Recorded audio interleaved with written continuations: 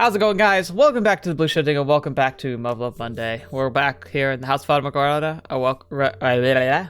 Requiem for Innocence. I don't know what's happening with me today. I'm just kind of feeling out of it. So hopefully that doesn't interfere with the episode too much, but I'm just feeling off. I don't know. I'm not sure what's going on. I think I had a funky dream last time when I felt like I recently woke up from like a nap and I was having a weird dream and I think it's just thrown my whole system off. But anyway, we're here. We ended the first part and we're in this kind of transition area where we're seeing like little glimpses of some behind the scenes stuff.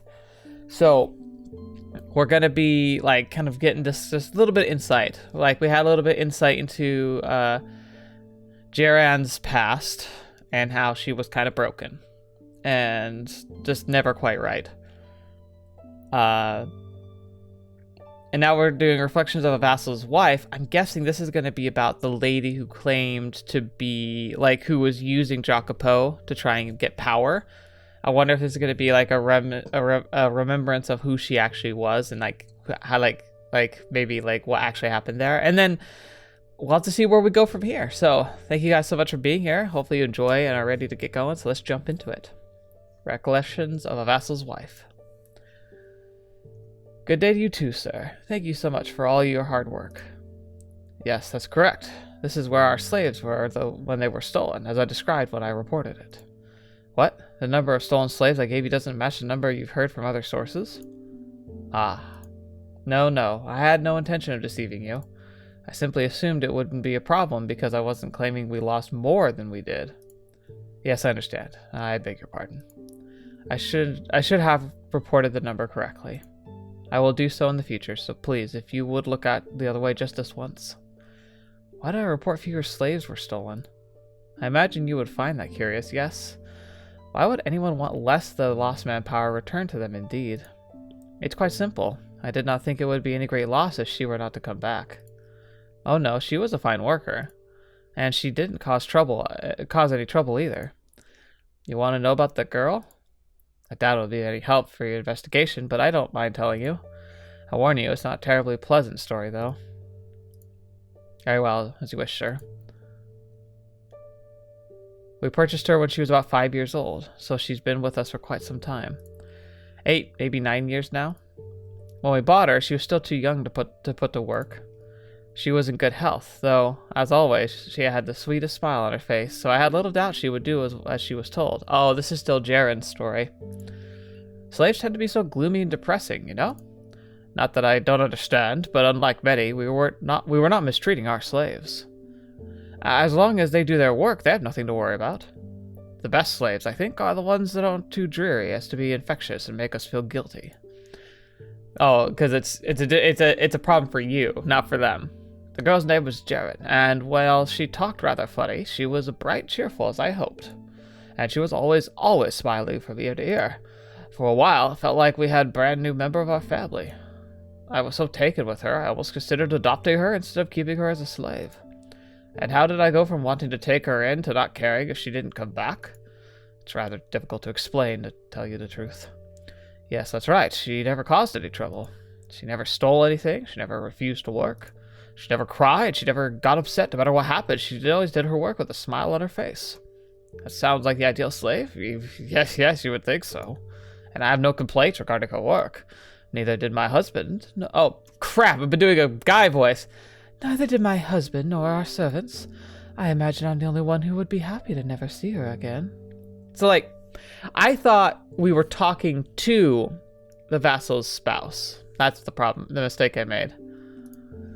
I started thinking the girl's peculiar about 2 years after we purchased her. Right around that time, one of our slaves attempted to run away. Yes, that's right. As I said, we've never once mistreated our slaves.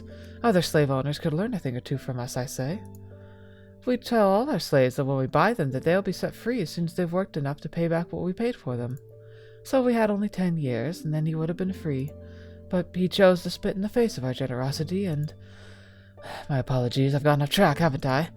The slave who ran was captured soon after, but trying to flee is one of the greatest transgressions a slave can commit against his master. As such, it was, I am sure you understand, necessary to punish him. But I assure you, we never mistreat... Yes, I'm sorry, I'll continue. So as I said, he had to be punished. My husband took a length of rope and used it as a whip, I think it's called. He had all the slaves watch as he lashed the one he had tried to run. It was for their own sake. The other slaves needed to see what would happen if they attempted to flee.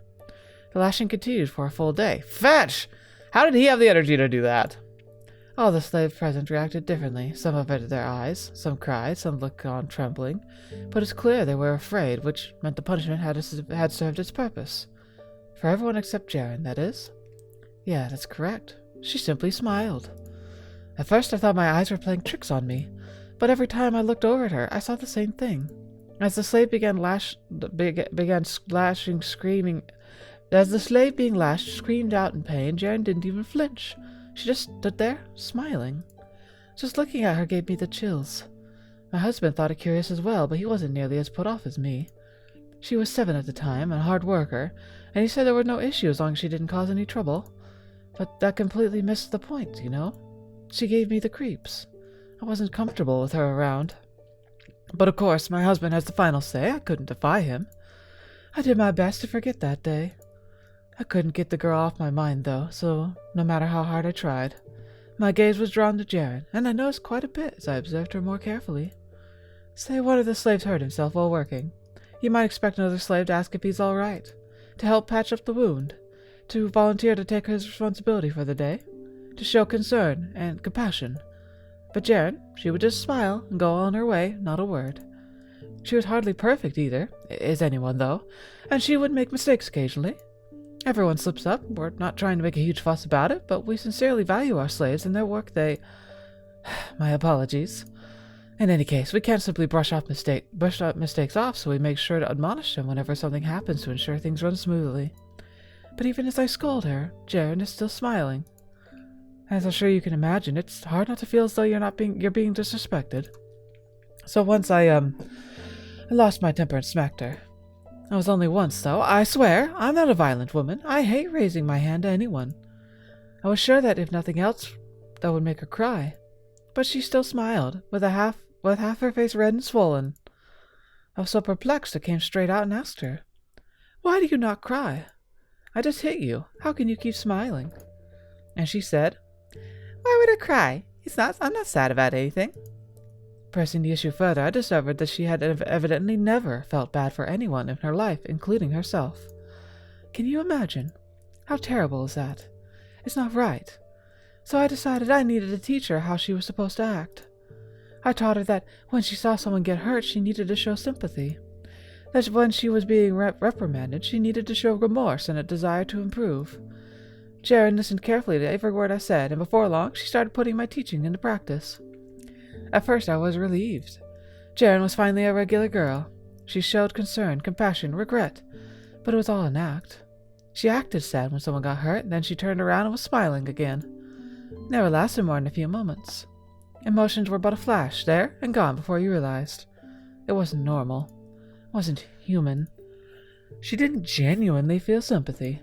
Beyond the surface, she was no different than the girl who smiled as a fellow slave was being whipped before her eyes. Jaren had learned nothing. Unable to bear it any more, I went to my husband again. I told him she wasn't normal. There was something wrong with her. I implored him to do something, but my pleas fell on deaf ears. She was a good worker, he said. We couldn't ask for a better slave, he said. Oh, but he couldn't have been more wrong.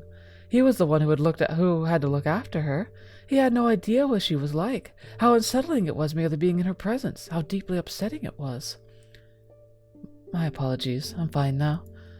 As you can imagine, I'm not particularly fond of Jaren, so it was a weight off my shoulders when I heard she was one of the stolen slaves. Why are you giving me that look?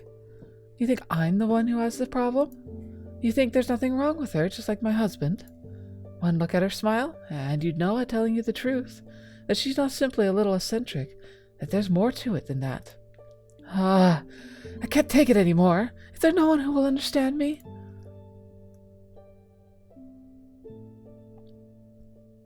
Recollections of a prostitute. This might be the first, the next, brothel, the one before the Jacopos. Kick back a bit, won't you? I'm in the mood to talk. Nah, I'm not going to charge extra. I don't bill it by the hour. Oh, but you never thought of me as a talkative girl? I guess that just goes to show how much I've taken to you. No, I'm not trying to butter you up, I swear. I've been thinking a lot these days about places I last worked at, and it's really been getting me down. I can't think of anyone I want with me at a time like this more than you.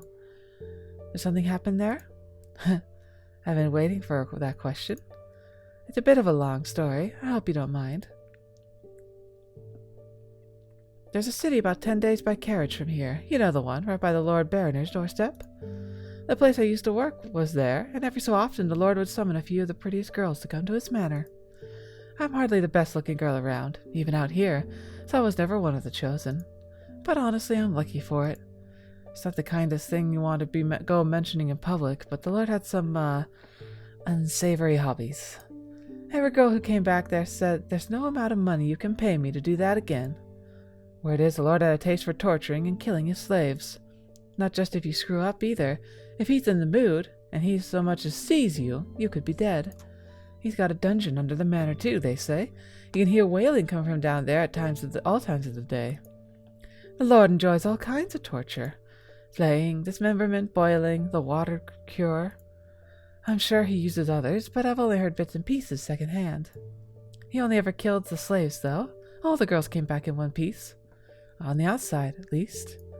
Being forced to watch people get brutally murdered did a real number on most of them. Some were so broken by the experience they couldn't work anymore. So the Lord apparently he hosts banquets in his manor every so often. But here's the kicker, he only invites nobles that are into the same sort of thing. He's not the only one. We're being governed by God knows how many twisted freaks. I don't even want to think about it. Anyway, something like 2 years ago, I think it was, a couple girls came back looking a good 20 years older, and they told us about one of these banquets. Most of the time, it's just him and his noble friends torturing slaves, but this one was different. There was a girl, maybe 10 years old, chained up naked to the makeshift altar. But here's where it gets crazy. The girl, who they called a saint, was covered in scars head to toe. They cut her up and filled their cups with fresh blood. But she didn't cry. She didn't even flinch. She just sat there quietly. And when she did speak, it was to condemn them as blasphemers and sinners. Can you imagine? Chained up like that, she's scolding her captors, telling them God will punish them for their actions. I wouldn't have the guts. Maybe she was raised at a church or something. But I'm guessing that's got to do something with why they call her a saint. Oh yeah, the slaves revolted was right around that time too. You heard about that? Just rumors? Well, they're not just rumors, it really happened. Because of the revolt, the girls who'd been there had made it out mostly decent shape.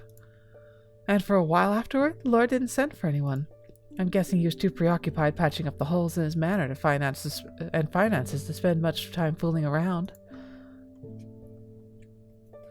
Sorry to change the topic for a sec, but about the same time, this dark-skinned girl, the kind you don't see too often around these parts, started working here. Name was Jaren. She was pretty, always had the widest smile on her face, and really friendly. Seemed like the kind of girl who'd draw on a lot of business. And I was right. Within a couple of weeks, she had already picked up a few regulars, and our manager was going on about how happy he was with his purchase. About a month in, though, we started getting complaints from one of her customers. He said she was being condescending with him. I brought it up with Jaren, but she said she had no idea what he was talking about. So I assumed the customer was just imagining it, or full of it. You get guys like that all the time in this business. No, don't worry. You're not one of them. But the complaints kept coming in, which made me think. Maybe there was something going on. So I decided to take things out with the guys and making complaints this time, and get a better picture of what the problem was. Most of them were pretty useless and vague, but a common issue seemed to be that her behavior didn't make sense. One guy came in after bungling a huge trade deal. Hoping to find some comfort, he spilled his guts to Jaren. But instead of trying to console him, she laughed. You could see why he wouldn't be thrilled about that. When I asked Jaren about it, she gave me a confused look and said, "I thought he was telling a funny joke." There was no malice, nothing. She genuinely didn't understand how the customer wanted her to act. Can't run a business like this without a solid customer base, so making sure everyone is happy is crucial to operation. Which is probably not something I should be talking about with a customer, but, well, you're special, so cut me some slack, okay? Anyway, something had to be done about Jaren. We couldn't risk more dissatisfied customers, so I figured the best thing to do was give her some training. Here's how you should react if a client brings up such and such, and here's what you should say if they're looking depressed or upset or whatever. how and when to be reactive and how and when to be proactive. Jaren was quick study, so it wasn't long before she was putting my lessons to work. I would have been happy with just reduced number of our complaints to the more normal level, but Jaren improved so dramatically we've heard nothing but praise from then on. Say a patron was looking a little blue, she'd give them a big pouty face and say, "What's the matter? You can't tell me anything? You can tell me anything." Oh no, that's terrible. Oh no, that's terrible. I feel awful for you. Is there anything I can do to help? Anything at all?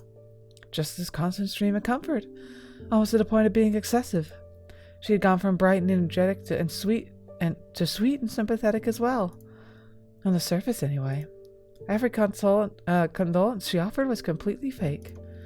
She was acting. And I knew, because I was the one who taught her how. There was nothing wrong with that, though. We're not in the business of genuine human interaction, after all. Thinking back on it now, though, I probably should have taught her what the real thing felt like, rather than just how to fake it. About a year later, the Lord started sending for girls again. We all knew he was a madman, that was common knowledge.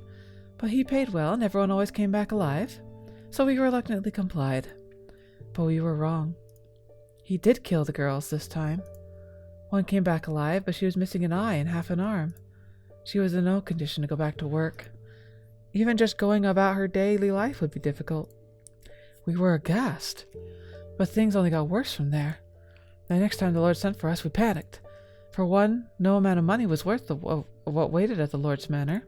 And two, it was impossible to run a business if your employees keep getting killed. So we attempted to turn him away. But his messenger simply said, "The Lord will not take no for an answer." We either complied or were all executed for treason. What little hope we had left crumbled. We were screwed either way.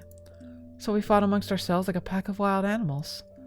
"I'm too ugly, you go. I have more regulars, you go. No one likes you anyway." Pure chaos. I was, of course, part of the brawl. And here's what she comes in. Jaren. Everyone's in a big mob clawing each other's faces off, and she just tilts her head and asks, "Why are you all so afraid of the Lord?" Seeing that stupid clueless look on her face, just about everyone in the room burst a vassal. "All right, we'll send her," we said, and it was decided. Jaren smiled, not bothered in the slightest, gave us a cheery, "See you later," and went off to the Lord's manor. To no one's surprise, she never came back. We figured she had been killed. A week or so later, the messenger showed up again, asking for more girls. By this point, the manager was furious. He demanded to speak with the Lord in person, saying if something wasn't done, the whole brothel would collapse. He put his life on the line to prevent that. Seeing him so resolute, I felt a newfound respect for him. I also thought he was a complete idiot, but I still respected him. That's gotta be me, right? He's a complete idiot, but I respect him. After all, there was no way the Lord would open the negotiation. That much was obvious from everything he'd done. The manager and a few assistants set off to the Lord's manor, and about 2 weeks later he returned. Or his head did. His assistants managed to avoid death, so they were able to tell us what had happened. No one was exactly thrilled to hear more twisted tales about the Lord, but we listened anyway, and no one could have imagined what they told us. Jaren was there, with the Lord, alive and well. Not only had she not been killed, he had apparently taken quite a liking to her. The manager was surprised to see her too, but he figured this was a good chance that he would ever get. If Jaren would speak up about his favor, the Lord might actually listen to her. So, emboldened, the manager pled with the Lord, begging him not to harm the girls, that we wouldn't be able to send anyone else otherwise. And for attempting to oppose him, the Lord ordered the manager be executed. The manager, however, entreated Ceren for help. "If you have a heart, Jaren, please tell the Lord not to take my life. I have people who need me." Without hesitation, Jaren nodded, saying, "You think I can maybe let him live?" This seems a bit, disrespectful for a whore to speak to the Lord like that, but he didn't get upset with her or anything. He really hadn't taken a liking to her, apparently. The Lord nodded and said, I'll offer you a choice, then. Jaren, you may have whichever one of the following you prefer. Either I spare this man's life, or you can have my full attention for the rest of the day." The manager and his assistant were all baffled. How was that even a decision? How was a man's life, a man who had employed her for more than a year, no less comparable to her little attention? But they were even more baffled by Jaren's reaction. She thought about it for a second, then blushing, she said, I want your attention. Everyone's jaws dropped. The manager about burst into tears.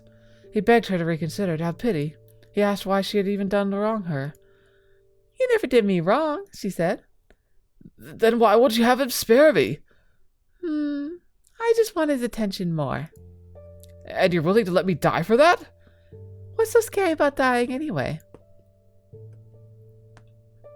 Not only did she not comprehend sorrow, she seemed to be devoid of anything resembling fear as well.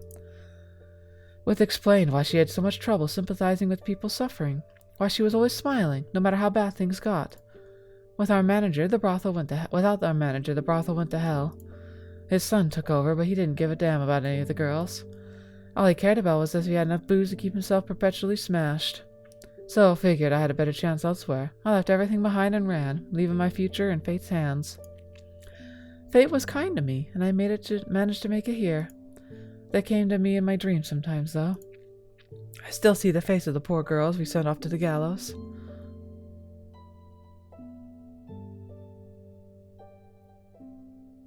Jaren.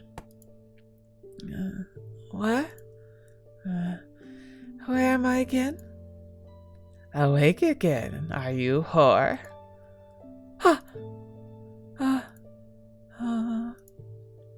Who are you, sir?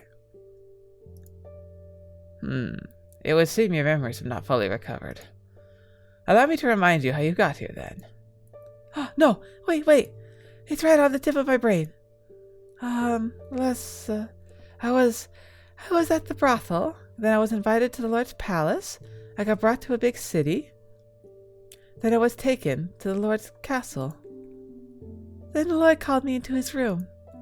And then you strangled me. Indeed. Your memory has returned without a problem. I'm super duper good at remembering things. Wait! Why did you strangle me? To test my theory. Your theory? Of what? That you're mad. Mad? Mad? About what? Not that kind of mad. First of all, I never bring just one whore to my quarters. I brought you here because you piqued my personal curiosity. You mean you're having orgies in here every day? Wowzers, you got some serious stamina. Not being alone with one person reduces the chances of assassination attempt. Ah, that makes sense. It's pretty tough being the Lord, huh? So, what are you so curious about little old me for? The other day, you and a handful of other whores attempted torturing of a slave, if you recall. I made you all watch as he died. But you didn't seem affected in the slightest. Ah, crap, I'm so sorry. For what? I wasn't sad enough, was I? The nice farm lady and the girl at the brothel taught me how to be sad and how to be angry. But if I'm not careful, I forget. I'm sorry for not being sad like I was supposed to. As I said, you piqued my interest. Had you sobbed and screamed like the other whore, we wouldn't be having this conversation. What? So, me not being sad wasn't bad? That it wasn't. Huh. No one's ever said that to me before. I always thought you unusual, but I couldn't be certain about what you were getting more personal. Which is why I brought you here, to test that theory. You don't fear death, do you, whore? It's not just death. I've never felt sad or scared about anything, ever. I didn't even know sad or scared were things people felt until someone told me. But now I know all about them, and you're supposed to act when you feel them. I don't really know what they actually are. Truly fascinating. Tell me more. Huh? What do you want to know? Let's see. Tell me your whole life story. Tell me everything, as far back as you remember. Wow! No one's ever been this interested in me. This is super nice. Alrighty then, I'll tell you everything. Don't hesitate to conk out if you get bored. And ta-da! Here I am. What do you think? As boring as I thought it'd be? Hardly. That was easily the most engrossing childhood story I've ever heard. Woohoo! Smiling at your parents, killing before your eyes. I'm hardly one to talk, but you're one thoroughly heartless girl. I still wish I could do that over. I really loved my mom and dad, and the nice farm lady taught me you're supposed to be sad when people you love die. That's what you want to do over? What?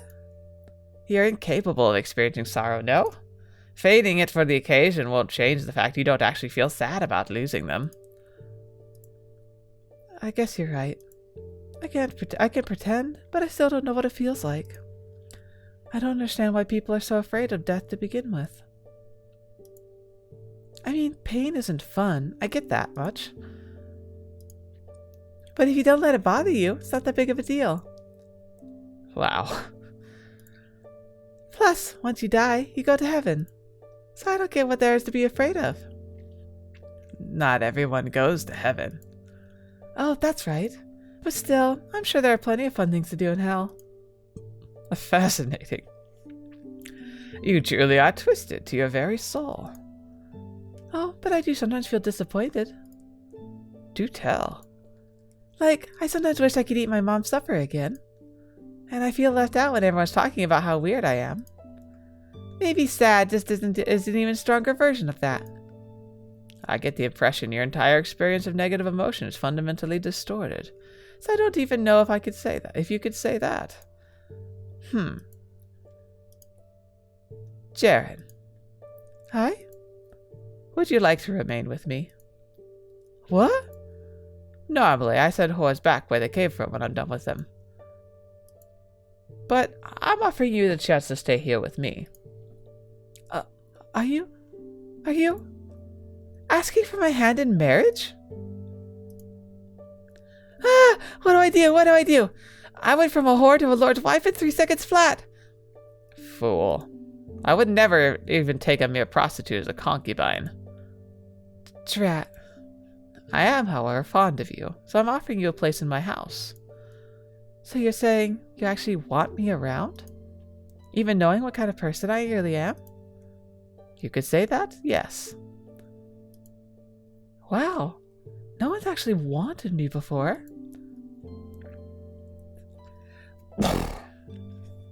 Man, you could totally see why she fell for him hook, line, and sinker.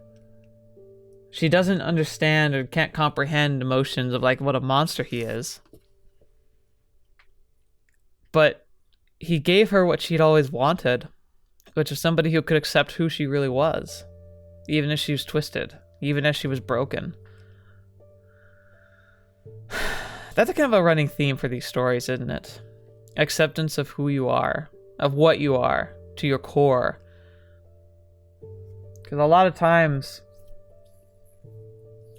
these stories are perpetual, like, sufferings based on a misunderstanding or a forcing of an ideal or of like what a person should be onto somebody irregardless of who they actually are.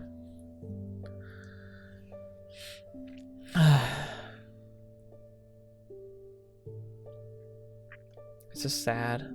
It is a recurring theme for all of these stories, though. Like every single story in the House of Fata Morgana. Not accepting people for who they are, for what they really want, whether it be exterior or interior. Dang. I'm reflecting on the first game and how that theme was very a constant through line. And the thing is, I don't think I quite put that together. Like, I loved all the stories and saw the parallels, but I never saw that a lot of it had to do with like the difference between whom you are told you should be by society, by your family, by like morality, by just perceptions in general. Being told what you should be and what you truly are. And that the discrepancy between the two leads to all the ultimate suffering that happens in like every single case, you know? And so to see this continuing here, where Jaren was such a broken person who betrayed so many people who genuinely cared about her, but it's because they didn't understand who she really was. And by the time she was at the brothel with Jacopo and Maria, They couldn't have known. She was too good at acting out the part. But now we truly understand why she worked with the Lord. Because he was the first person to accept her for who and what she was. And she couldn't feel blame for what he did because she didn't comprehend the darkness of it as darkness.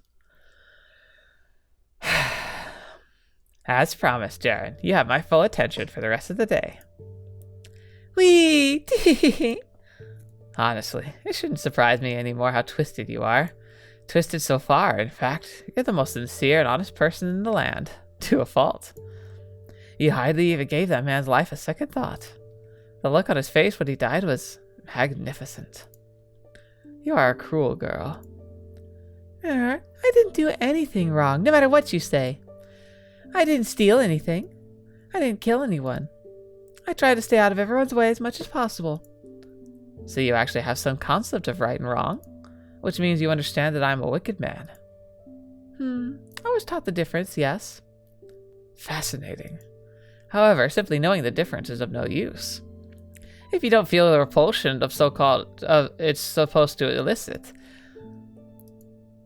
knowing full well that I was acting maliciously, you still selfishly chose my affection, sentencing that man to death. That's not what No, I guess you're right. I guess I did let him die for my own selfish desires. Looks like I've still got a lot to learn. No, you stay exactly the way you are. As I've said before, you don't need to put up a facade around me. Don't act sad if you're not sad. Don't act angry if you're not angry. Don't feign pity for someone you don't care about. Be you. But everyone says Your natural self neither disgusts nor disturbs me. In fact, I greatly prefer you that way. No matter how many slaves I kill or torture for my own entertainment, you never leave my side. You happily accept me, no matter what I do. I would rather not lose that. Don't stand so far away. Sit down beside me. Aye. I have allowed you to stay here for a month now, and in that time you've been a constant source of entertainment. And you've expressed no desire to leave either, despite being well aware of what kind of man I am. The same goes for you, Baroner. You want me to stay even though I'm such a weirdo. The difference between you and I, though, is that I kill and you do not. You know, I've been wondering. What? Why do you like killing so much? It would seem your perception of me is slightly inaccurate. It's not the act of killing I enjoy, but the look of dread and despair on the man's face as his life is ripped away. There's a difference? In your mind, perhaps not. I'd kind of like to know what it's like in your mind, then. I told you my story. Maybe you could tell me more about you, Baroner. Not, that I blame you if you don't want to tell a prostitute like me. You're not a prostitute anymore. I'm not? Then, what am I? You're my property. Ooh, that sounds super nice. So, to answer your question, I was not always the man I am today. I had several brothers, though I was the eldest. As such, I was first in line to succession. There should have been no question as to who was the rightful heir to the house. But my father, the previous lord, wanted my brothers to succeed him instead. Without any reason to pass over me, though, he would have faced a significant opposition and put the family's reputation at legitimacy at risk. I was neither infirm nor mentally challenged, but rather extremely talented, which gave my father no leverage to deny me the throne. The one thing I lacked was sycophantry. Seeing people try to butter each other up made me physically ill. It seemed to me the last kind of behavior royalty should be engaged in. I believe that merely possessing leadership ability should be sufficient for ruling effectively. But in this world, only those who can win others' favor make it anywhere. Only those who can make themselves look good in their peers like fools. Those who can claim others' achievements as their own, who could appear to have more power than they actually do. My father and brothers forsook me, making an attempt on my life. Because they could not legitimately remove me as a rightful heir, they could only kill me if they wanted their way. I was fortunate enough to survive the attempt, but I still carry the scar today. You mean the big one on your back? That's right. You're surprisingly observant. I was in danger, if not just losing the lordship, but my life.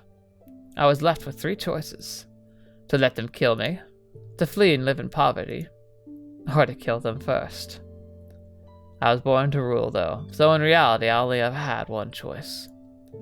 I murdered my father and all my brothers, leaving me as the only one in the line of succession.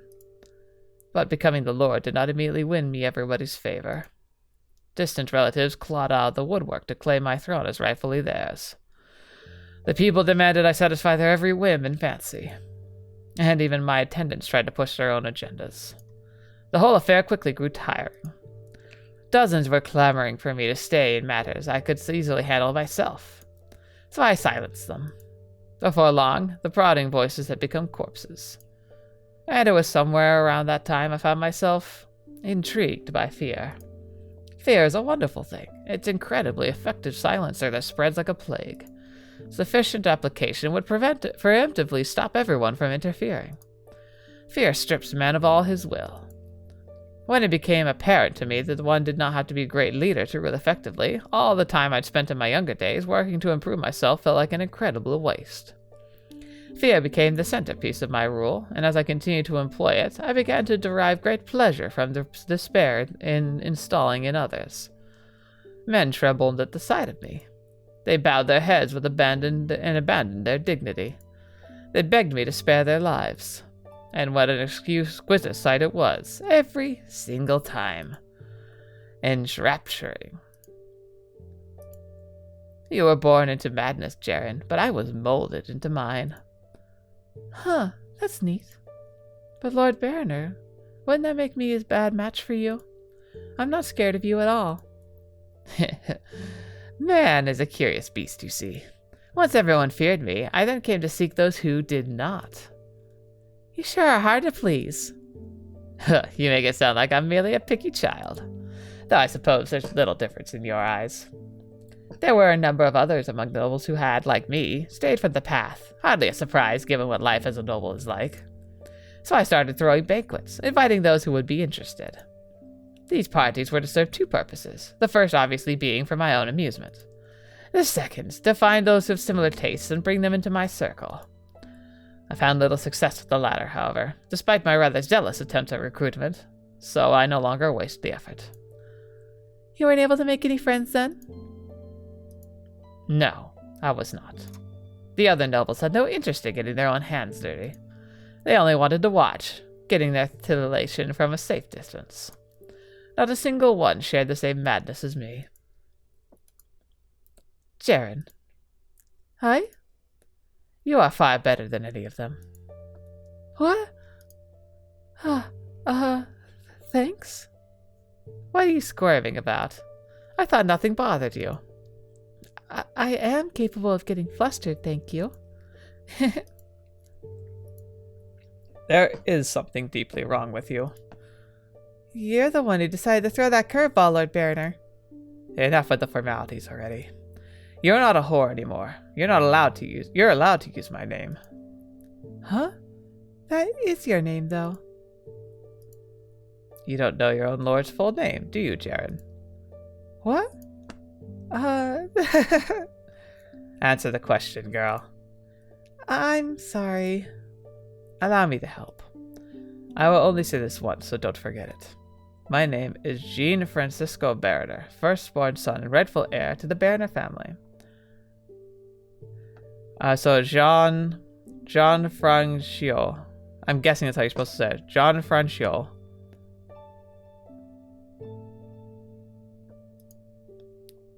Got it memorized. That's a really long name, though. I think I'll call you Franny. That rolls right off the tongue nicer. Huh. I assume I could take that cryptic chuckle as an okay. Only if you wish to be hanged. Call me French, or I don't know, Francois? I don't know. Hi. Can someone help me with that pronunciation, please? I'm guessing I won't need it for very long, but like still.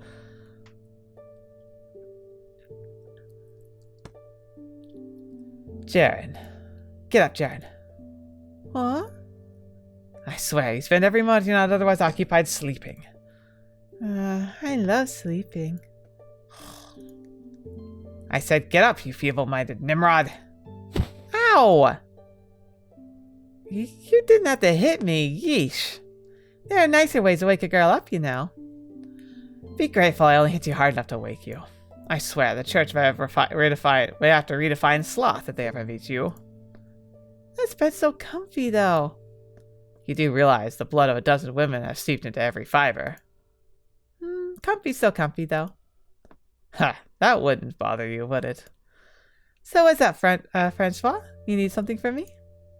Yes, I have a favor to ask you. What? A favor? Of me? What is it? I'll do anything. Without even hearing what it is. It doesn't matter what it is.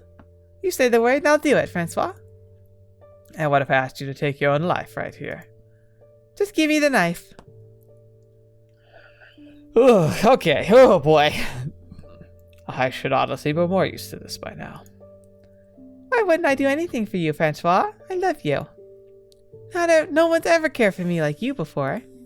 No one's ever wanted me as much as you. You're happy with me as I am, despite me missing all my most important pieces. Again, I really shouldn't be surprised.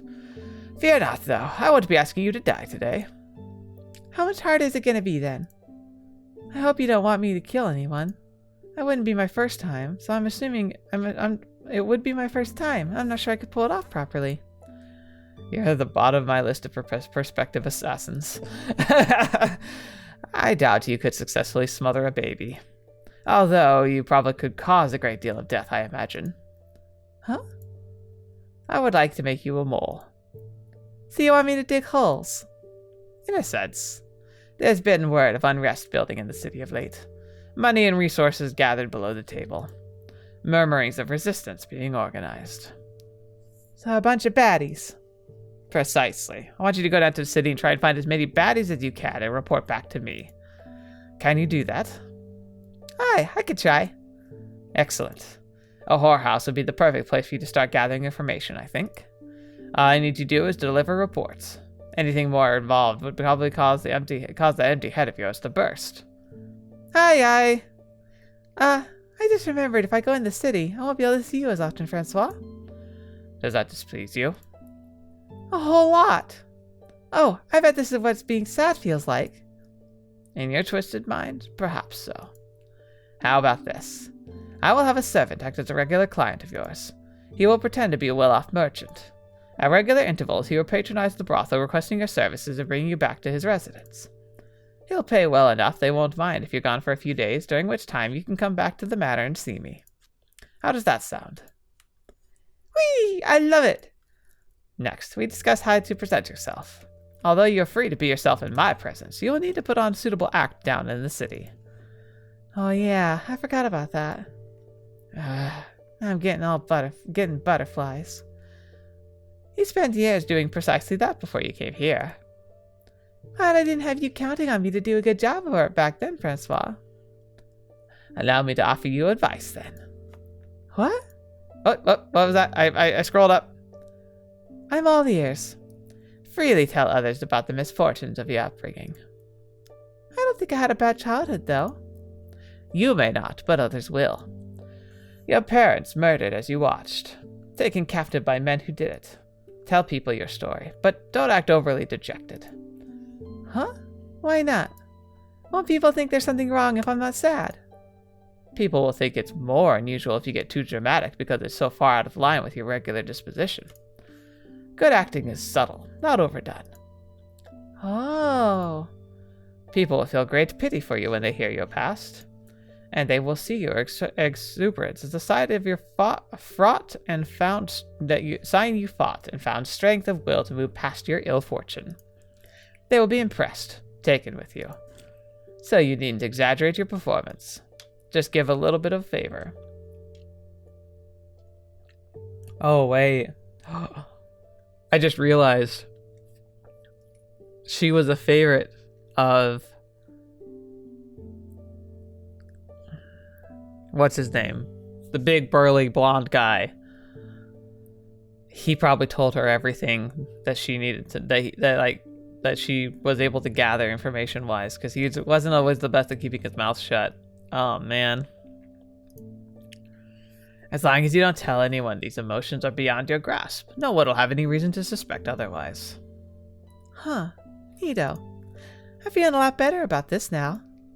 I expect he won't disappoint me. Hi, boss. So hey, Francois? What is it? What would you do if, hypothetically speaking, if when I go down into the city, I learn what sadness and fear are like?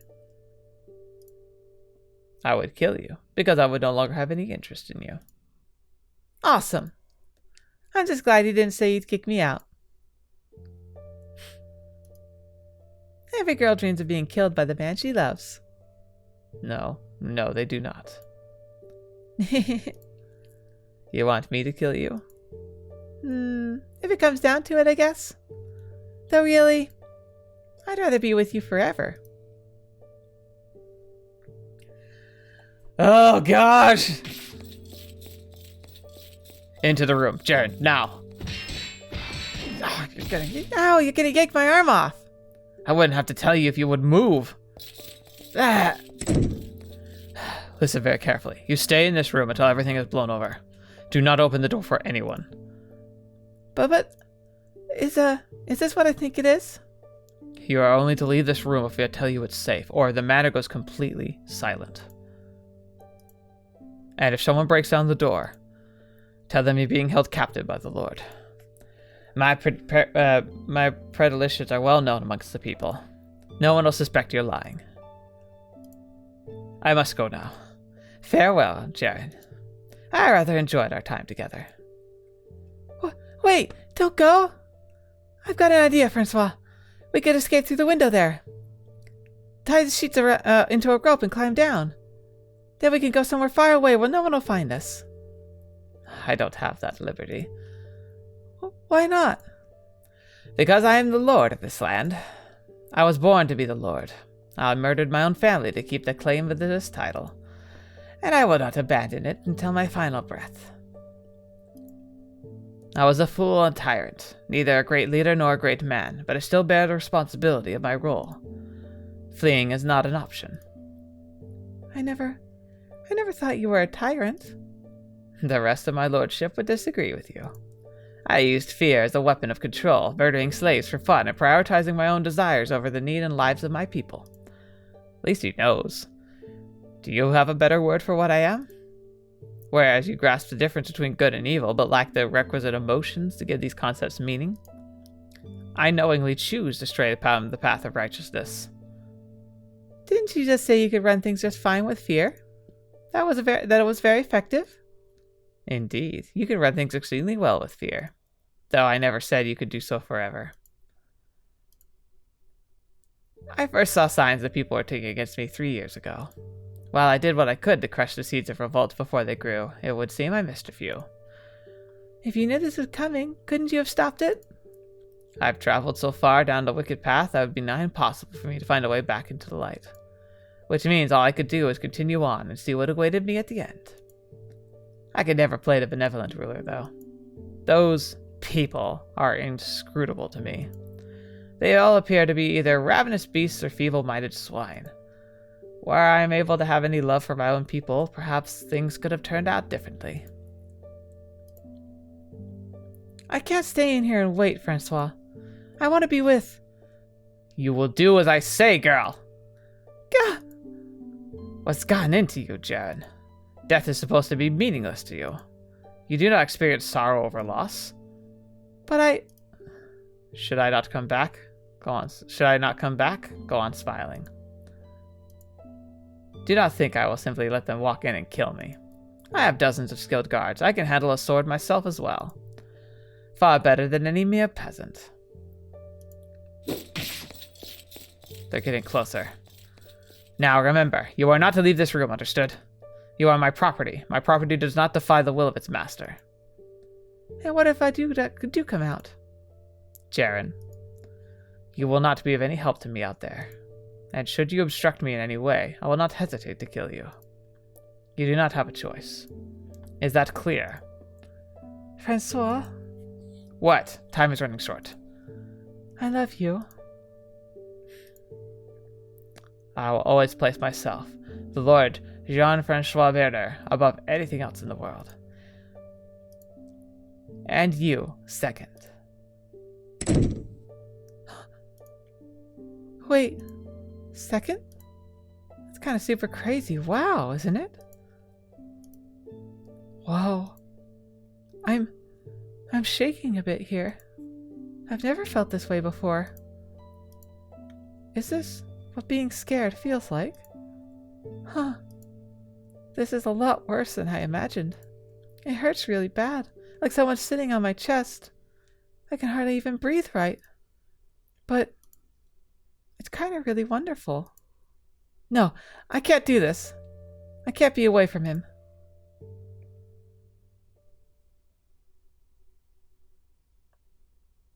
A Requiem for Innocence Part 2. What's past is prologue. Wherefore should the heathen say, Where is now their God? But our God is in the heavens. He hath done whatever he hath pleased. They are idols of silver and gold, the work of men's hands. They have mouths, but they speak not, have eyes, but they see not, have ears, but they hear not, nose, but they smell not, hands, but they feel not. Blah, blah, blah. They have made them all like unto me, so is everyone that trusteth in them. Psalms 115, 2-8. I knew I recognized that. I was like, I swear I've read this before somewhere.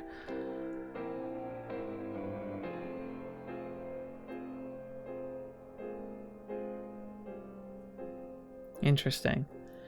We'll have to see where this goes next time, but that kind of interlude turned out to be a lot longer and more in depth than I thought. So we will have to continue this because it's the start of the next part properly next time. Thank you guys so much for being here today. Thank you so much for being part of the channel and being able to join me for this great adventure.